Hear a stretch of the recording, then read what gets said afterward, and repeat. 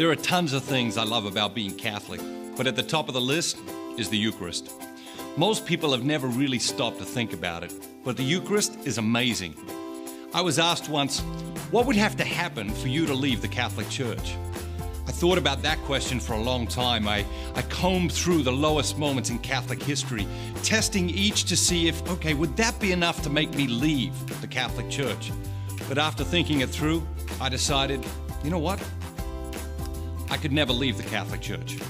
The reason is because I believe Jesus is truly present, body, blood, soul, and divinity, in the Eucharist. Where else can I get that? Where else can I get the Eucharist? For sure, there's lots of other churches, and some other churches might have better music. But in the whole scheme of things, music is trivial compared to the Eucharist. And other churches might have more engaging preachers, but these are trivial too compared to the Eucharist. When we go to Mass on Sunday, the danger is in thinking that the music and the homily are the most important things. Don't take the trivial and make it important. That's the way of the world. Get clear about what matters most. Get clear about what's really important, and life will be a lot simpler and a lot more joyful.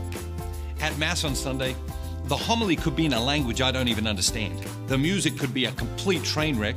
There could be kids running up and down the aisles, screaming at the top of their lungs, throwing their crayons and eating their snacks, or eating their crayons and throwing their snacks, and that's okay.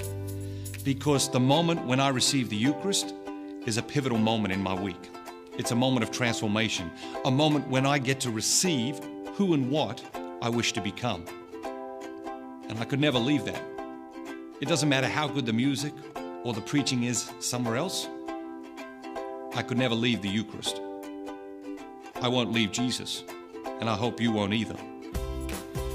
When I reflect on the gift of faith that I've been given, I'm led to the conclusion that once we believe in the Eucharist, we're given the grace to look beyond a bad homily and the grace to look beyond a good homily. We're given the grace to look beyond music that's uninspiring and the grace to look beyond music that elevates our hearts, minds, and souls. Because beyond all of these things, way beyond all of these things, that's where we find Jesus in the Eucharist. This sets the Catholic Church apart. Jesus, truly present in the Eucharist. The Eucharist is uniquely Catholic. Let me ask you a question. If you had to spend the rest of your life on a deserted island and you could only take 5 people with you, who would you take? I can tell you, a priest would be on my list. No priest, no Mass. No Mass, no Eucharist. I can't live without the Eucharist. And more important, I don't want to. And once you come to understand the power of the Eucharist, you won't want to live without it either. I was born Catholic, and I'll die Catholic. And there are lots of reasons for that, but none more compelling than the Eucharist.